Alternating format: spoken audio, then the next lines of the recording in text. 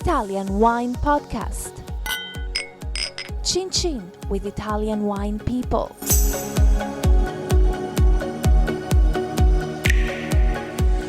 Hello, this is the Italian Wine Podcast. My name is Monty Waldin. My guest today is Roberto Mazzoni. His winery is called the Piantate Lunghe in the Marche region on Italy's Adriatic coast. Now, you have quite an interesting background. You moved to America at one stage before coming back to the winery. What happened? Yes, I studied agronomy in Italy, and I was founded in dairy cows. And I went to the United States to work with dairy cows. Dairy cows? Dairy cows, Milk yes. cows, yeah. Milk and cows, yes, black and white. Are they Frisians? Frisian, Holstein Frisian, yes. When I was in Toronto showing the cows at a dairy show, I met a man who asked me to become the director of a big farm in Italy. And that time I was have some nostalgia of Italy, and I come back in Italy and start to direct this big dairy farm in Cremona in the Padana Plain. So Cremona, whereabouts is that in the Padana Plain? Which region is that in? Cremona is in Lombardy. Padana Plain is the only big plain in Italy. So great if you're a cow. Yes, big cows. We have big house, a big farm. We have had 1,000 dairy cows there. And when I was there from 1982 to 1988, I got married. And after 1 year, my wife was in Cremona. He says, now you have to divorce from your chief. Your boss. Or you divorce from me. Right, so it was basically you or your job. It was you with the cows. Yes. And which one did you choose? It's very difficult to live in Cremona when we are used to live in the town, in the city, and in Ancona. So I decided for my wife, and I came back here in the Marche region in Ancona, where I was born a lot of years ago. Were you happy to come back, though, to your... Yes, now I am happy. But not initially? No. I'm very happy because I started to produce wine. So when I come back in Italy, in the Marche region in Ancona, my uncle Rossini, and Rossini was a painter here, an engineer and a painter, and he was a very known painter, not in Italy but outside Italy.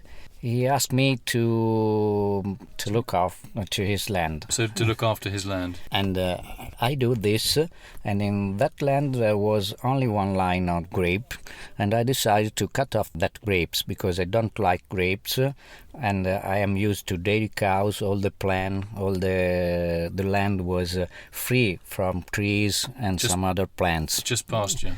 Yes. Okay. Yes. Did he go crazy? But my uncle says I want to drink my wine in all my life, so I have to produce wine for him.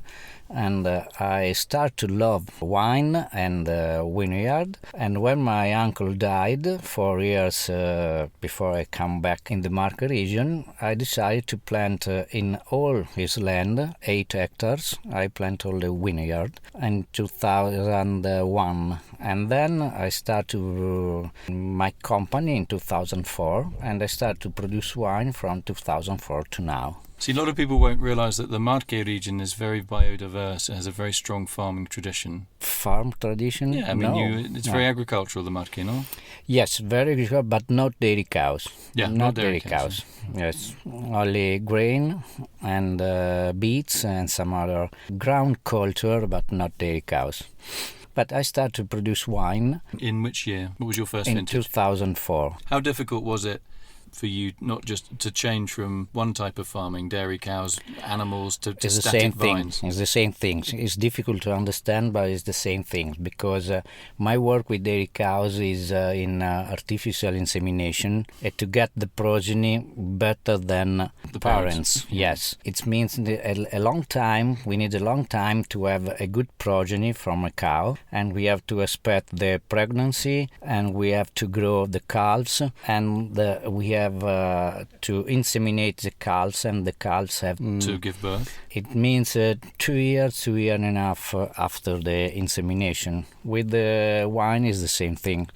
you have to harvest the grapes, the branch, and you have to take the branch in the cellar, you have to work with the grapes, and you have to expect your result. And the results in our grapes, in Montepulciano grapes, we can have the wines after from 2 to 3, 4 years before the harvest. So it's very, very similar, and the satisfaction is to see the result of your work. And when the result is good for me, I'm very, very satisfied. So what, in your case, the result would be a Rosso Conero or a Conero red wine. What are we looking for in a red wine based on the Montepulciano grape? Okay, I would like to have this wine. I like the red wine much than white wines, and the Marche region is known for the Verdicchio, that is white wine. But fortunately, the soil where I plant the vineyard is a Monte Conero area. Monte Conero is the only mountain in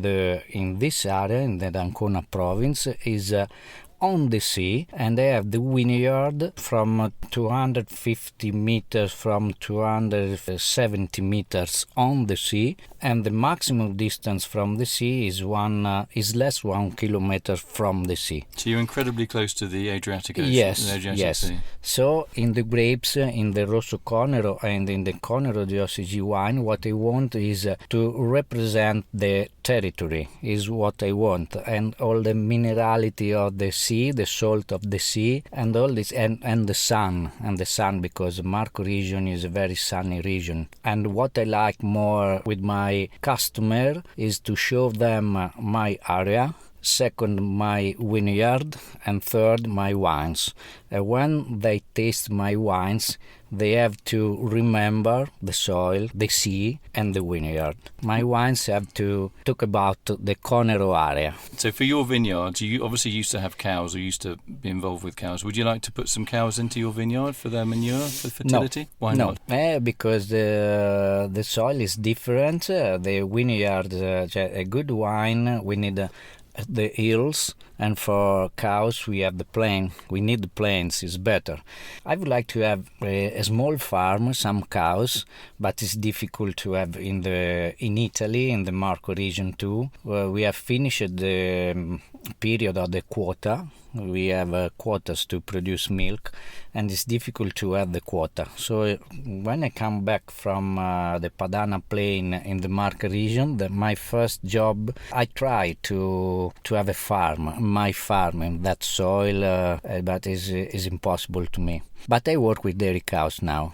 Still. I am a consultant in artificial insemination in genetics. Really? So the strange things I'm thinking about it is that I work with genetics, and I work with sexed semen in the cows, and I work with the genetic modification in the cows to have best result in the progeny. And in the same time, I would like to have the same things in the grapes, in the plants, but in my vineyard we are having, this is the second year for organic wines. We are trying to produce organic wines. I see a contrast in this. Yeah. I mean, in organics we always say that cows are really important because of if you have healthy cows and a healthy pasture, pascolo, they give you very nice manure. You can compost it and help your soil, particularly in a hot climate as you are. I mean, for your terroir, you obviously next to the ocean. Is it a very, very hot place, the Conero mountain, this little mountain that comes up above the sea? Yes, it's very, very hot. So what effect does that have on... Particularly in this year.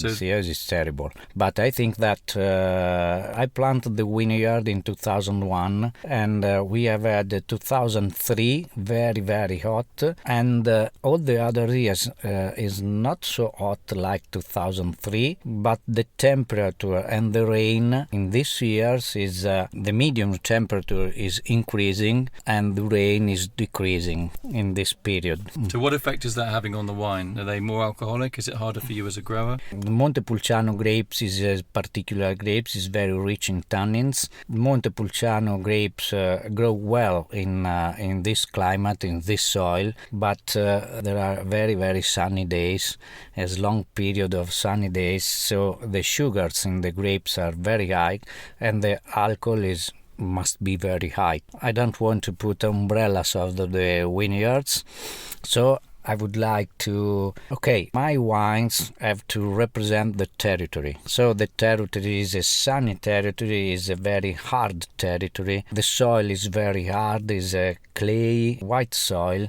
and this is the same things you have to find in the wines. So what tastes are we looking for in a Rosso Conero or a Conero? It's typical of Montepulciano grapes, the red fruits is the most important, red fruits. Some other flowers. When I taste in my wines with my nose some violet perfumes, and I am very, very satisfied, because the violet is a very delicious flower, soft, is elegante. Roberto Mazzoni, thanks very much for coming in and talking cows and genetics and Montepulciano. Yes. And the Conero, of course, the Conero Terroir.